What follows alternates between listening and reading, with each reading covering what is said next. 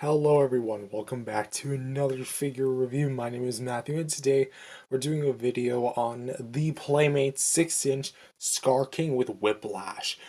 I am honestly really excited for this one because Skar King is honestly a really unique figure for me, and there's a lot of things that I was really hyped about in specific, but of course now having the figure in hand, let's see if this figure really is worth the hype.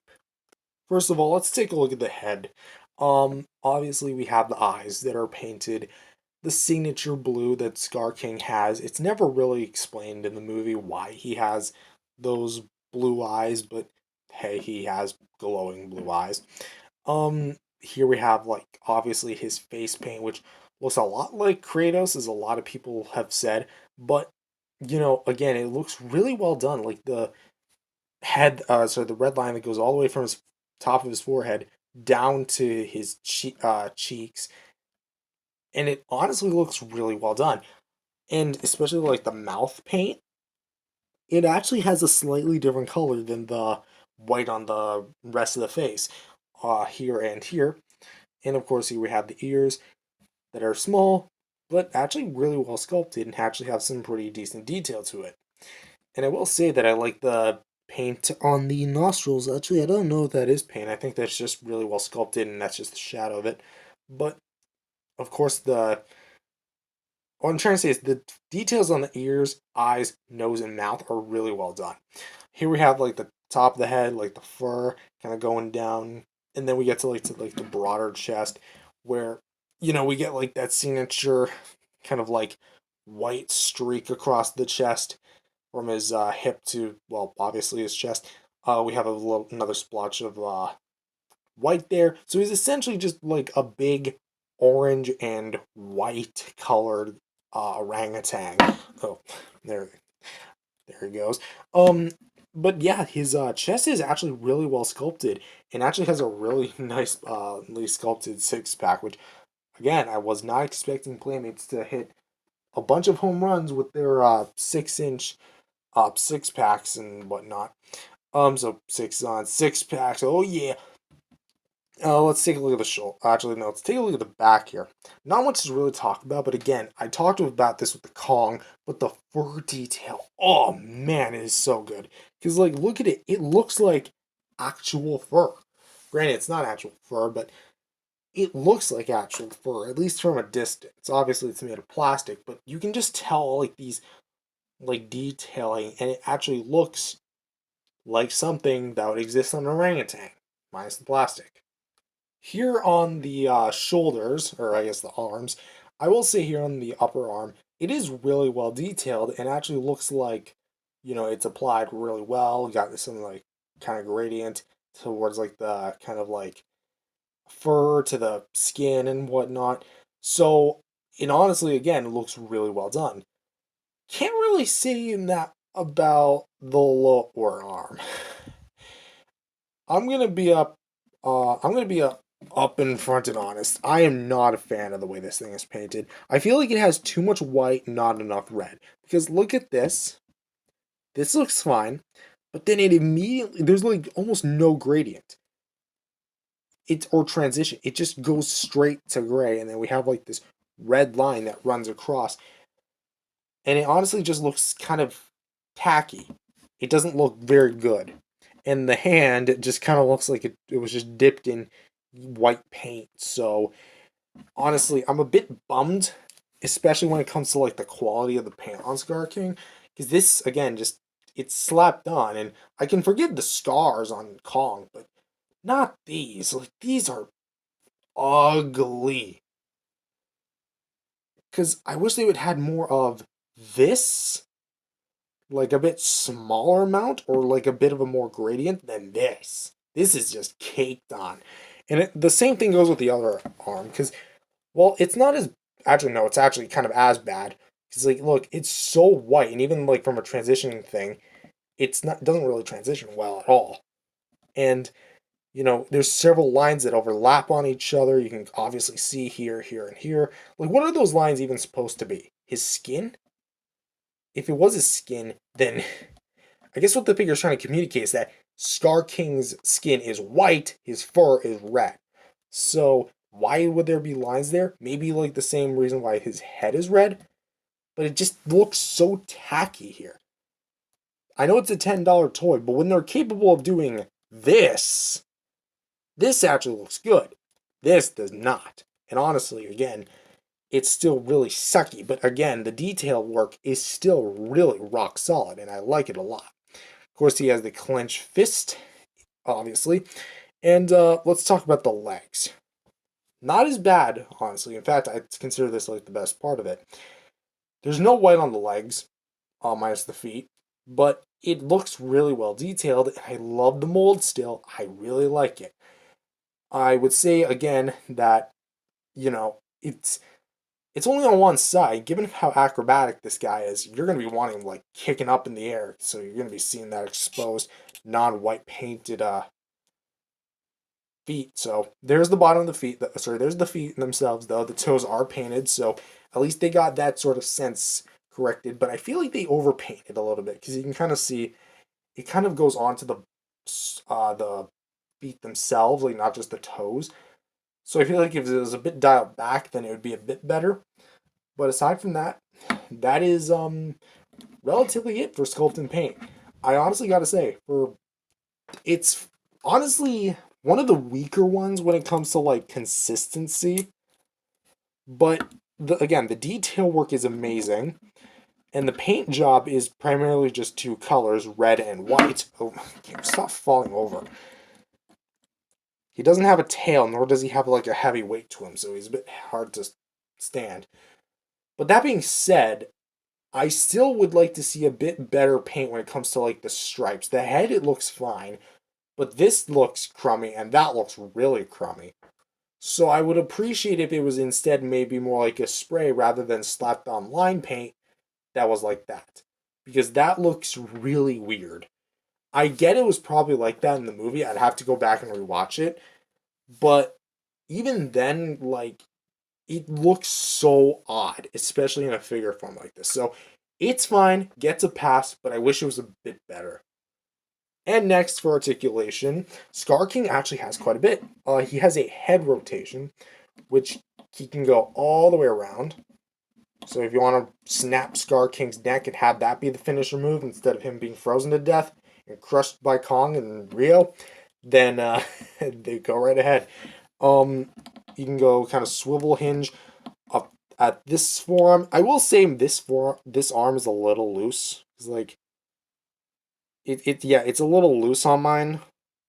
It's not so bad, but like it's still kind of noticeable. So, but he does have the ability to rotate all the way around, and he does have the ability to hinge his elbows this far in, that far out, and can go all the way around, and also has the ability to swivel his wrist.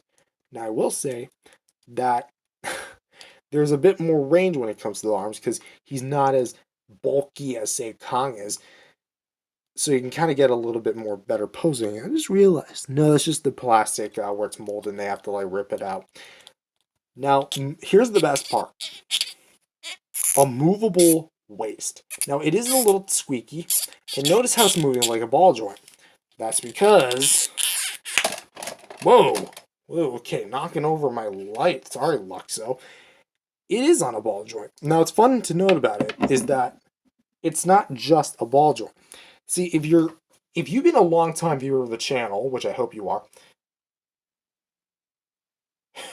I'm just gonna let the 2020 people do their work. This looks like a certain video game character. Anyway, if you've been a long time viewer of the channel, you know that I love the NECA figures. And something that the NECA Godzilla 94 does is actually have like a little groove to the side where it can actually like act as more articulation. And the Playmates Skar King kind of does this because it has like little end divots right here to allow a bit more side to side, which honestly is really good use, really useful like feature on him. So you can kind of get a little bit more like leeway this way, a little more that way, and also can really rotate a lot on this thing. And here we have the legs. Go kind of forward about that far, backwards about that far. Also, I forgot to show the range on this thing. Can kind of crunch down about that far. Crunch down up about that far. And side like that. And if you rotate the leg like this, you can actually kind of go kick out to the side or do the splits. And the knees are on hinges. So they will not be able to rotate, and the feet are not going to be able to rotate, but again, you can just rotate the entirety of the leg. So as far as postability goes, he's honestly really good. I would say give him feet swivels, and this thing is practically on par with a lot of NECAs and Monster Arts figures. I said that. So, in the intro of the video, you might have noticed something different on Skar King compared to when I actually was taking a look at him. He's looking a little nude. Then again, all monsters are nude, so who am I to say? But he actually comes with the Whiplash, which is essentially a gigantic spine, which would I think could be the Warbat? I don't know, these fangs really leave a lot to be desired if it is actually the Warbat. But I definitely think it is, because this is a really long spine. It's longer than Skar King himself. Kind of looks like a bobbit worm, doesn't it? If you don't know what that is, search it up and prepare that for the nightmare field to run in.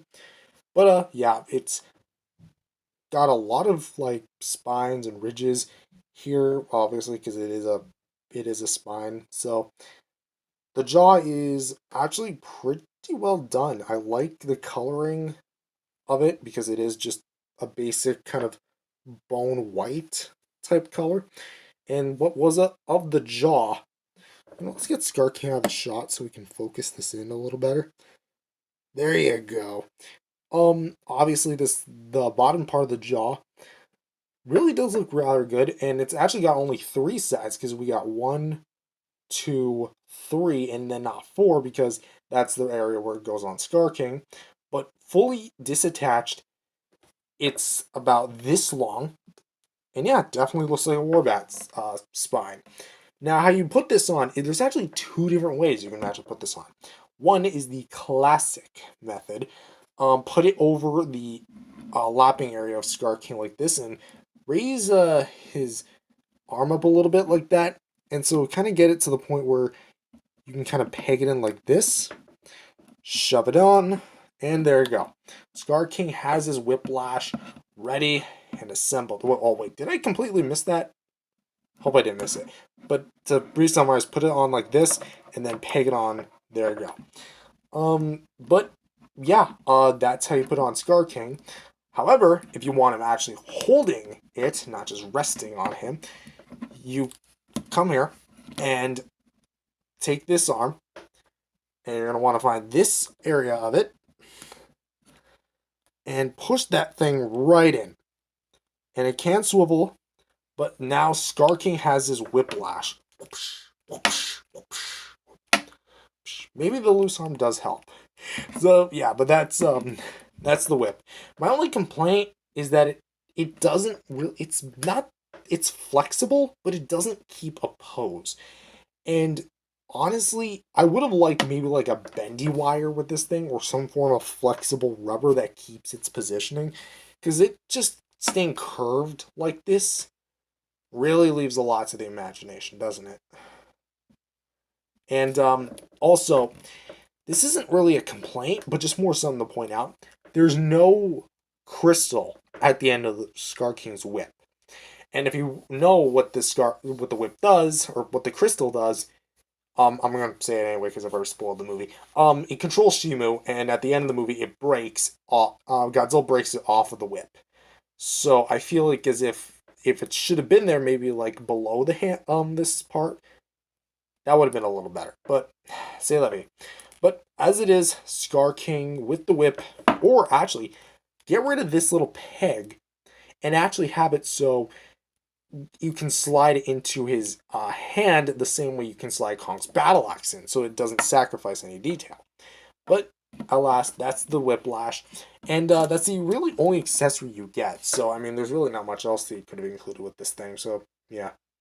And for some quick size comparisons, here he is next to his monkey co-stars in the movie with Kong with the Beast Glove and Suka with, well, not Titanus Doug because I'm not including him in this size comparison, but you can definitely see it's very close to like the actual like size in the movie.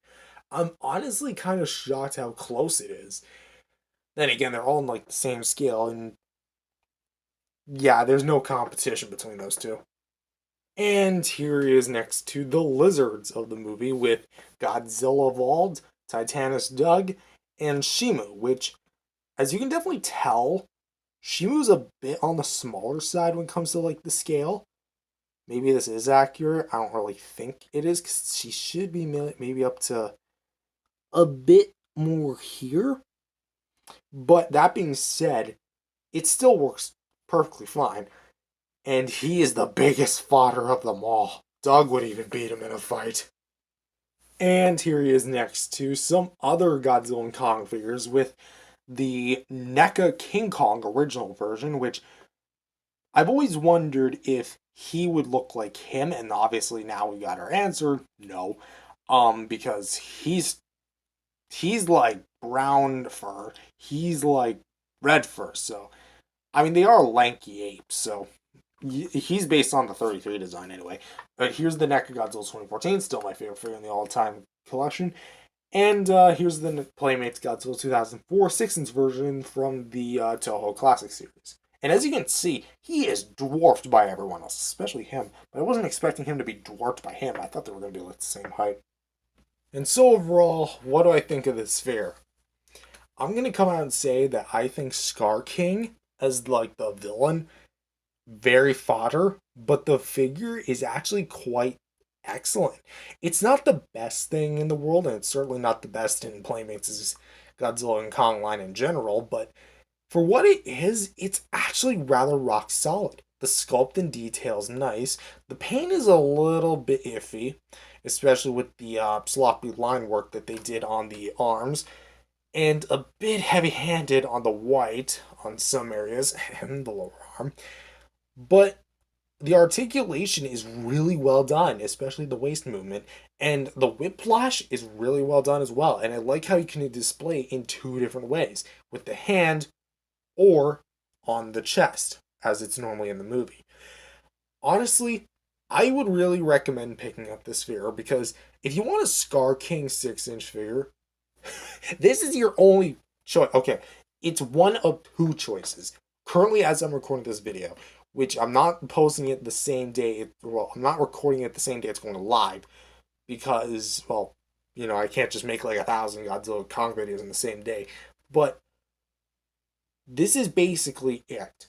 Because as of this recording, April 9th or 10th, actually, no, it's the 10th, there has not been a Bandai one announced. SH Monster Arts hasn't announced one. And Hiya Toys is most likely going to make one because they just announced the Shimu recently. But this is probably your best bet. That, or you can go with the 2-pack, the one that comes with the Kong and Skar King, an exclusive like paint applications, features like darker paint, orange paint, red paint, all the warm colors. So, and plus it comes with like these little like neat backdrops that add for like extra play. So you know like or something, I don't know, destroying all the crystals and such, fighting Kong while you're at it. But yeah, this is it for the figure. Thank you guys for watching this video. If you guys liked it, definitely subscribe to the channel. Believe in Jesus, accept him as Lord and Savior today. Spread the gospel. And I'll see you guys in the next video. Peace out, everyone. God bless.